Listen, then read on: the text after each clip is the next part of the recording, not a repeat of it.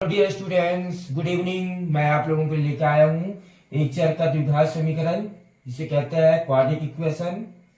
सबसे पहले आप ये समझिए, एक चर वाला द्विघात समीकरण आप सभी को जितने भी भर्तियां परीक्षा होती है, जैसे एसएससी, रेलवे, व्यापम, व्यापम में आंगनबाड़ी कार्यकर्ता, सहायिका, शिक्षक भर्ती, आरक्षक, जितनी परीक्षाएं होती है जिसके पाठ्यक्रम में एक चर का द्विघात समीकरण है, ये सभी के लिए पे उपयोगी है। आप अच्छे से देखिए, स्वीप मत कीजिए। सबसे पहले आप समझ लीजिए एक चर द्विघात समीकरण किसे कहते हैं। A x square plus b x plus c equal to 0, ये एक द्विघात समीकरण का मानक रूप है। एक द्विघात समीकरण किसे कहते हैं? वह समीकरण जिसमें चर राशि का अधिकतम घात 2 हो, उसे एक चर क्या कहते हैं? एक चर का द्विघात समीकरण। यह जो है समीकरण जो लिखा हुआ है व्यापक रूप है। ये एक्स के टर्म में है, एक्स के पदों में है। A y square plus b y plus c equal to 0, ये वाई के पदों में है।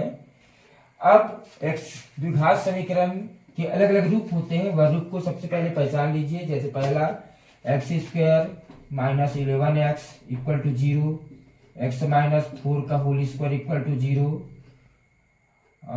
X plus 3 x minus 2 equal to 0, x square minus 2x plus 3 equal to 0। ये अलग अलग वर्ग समीकरण के रूप है। इनको देखते ही इसका आंसर पहचान जाओगे। X square minus 11 equal to x equal to 0 cut जाएगा। द्विघात समीकरण को मध्य पद को तोड़ के कैसे बनाया जाता है उसके बारे में मैं आपको बता रहा हूँ। सबसे पहले हमको बी पहचानना है, ए पहचानना है और सी।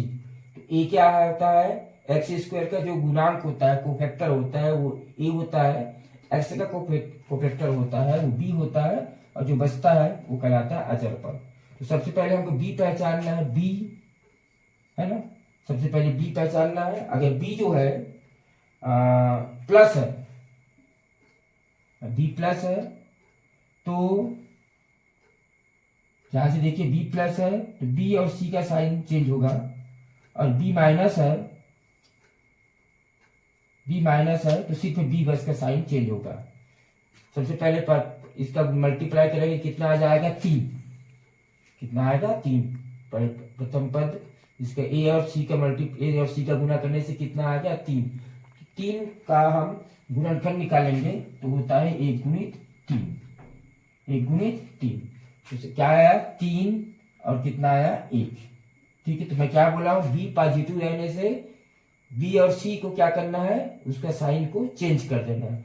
ये हो गया बी के साइन से -3 और -1। तो इसका जो हल होगा -3 और -1 होगा। हम देखते ही इसका आंसर पहचान जाएंगे कि -3 और -1 होगा। लेकिन हम उसको बोर्ड की परीक्षा में कैसे लिखेंगे उसको आप अच्छी तरह से समझना। बोर्ड की परीक्षा में हम कैसे लिखेंगे, इसका आंसर सबसे पहले पता होना चाहिए कि क्या आएगा। -3 और 1 वो कैसे आया मैं बता दिया हूं आपको। सबसे पहले x square plus 3x minus x minus 3 equal to 0, ये हो गया। अब देन आफ्टर इसको दो पदों में ऐसा बांटना है। सबसे पहले इसका कॉमन निकालना है। इन दोनों में क्या कॉमन है? एक्स उभयनिष्ठ है। यहाँ क्या बचा? X plus 3। इन दोनों में कुछ नहीं है, मतलब क्या है? 1 है, लेकिन माइनस साइन सामने इसलिए -1 एक्स प्लस 3 इक्वल टू 0। यदि यहाँ x प्लस 3 है तो यहाँ x प्लस 3 भी ही आएगा। मान लो x प्लस 3 नहीं आता या नहीं लिख रहे हो तो कहीं ना कहीं आप गलत कर रहे हो।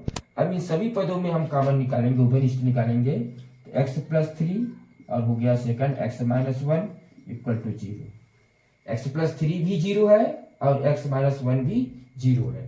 तो इसका कितना आंसर आ गया? 2 आंसर। पहले लेंगे हम x plus 3 equal to 0, then plus 3 transfer, plus 3 उधर पक्षांतर हो जाएगा, x equal to -3 and x minus 1 equal to 0, x equal to +1। क्या आ जाएगा? अतः समीकरण का हल क्या आएगा? समीकरण का हल x equal to -1 x equal to -3 और x इक्वल टू 1 है। इस तरह से आपको बोर्ड में लिखना है ताकि जो चेक करने वाला चेकर है वो आपका नंबर कहीं से भी ना काट पाए।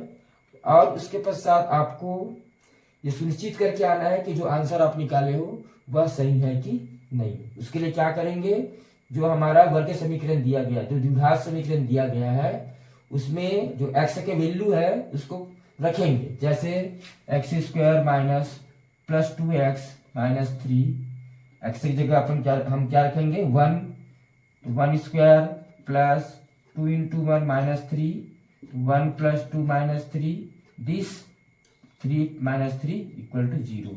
This is the right answer. मतलब हम जो आंसर लाए हैं वह जो है 100% सही है और कहीं से भी नंबर कटने का चांस नहीं है। तो आप इस तरह से बोर्ड परीक्षा में लिखोगे x square plus 6x plus 5 equal to 0। इसी प्रकार के सवालों को हल करने के लिए आप हमारे चैनल से बने रहिए ताकि आप प्रतियोगी परीक्षाओं में बहुत ही कम समय में अपना नंबर इसका आंसर जान सके। और यदि आप बोर्ड परीक्षा दिला रहे हैं तो आंसर शीट में कैसे लिखा जाता है ताकि पूरा नंबर हम प्राप्त कर सके, उसके लिए हमारे चैनल से बने रहिए। धन्यवाद।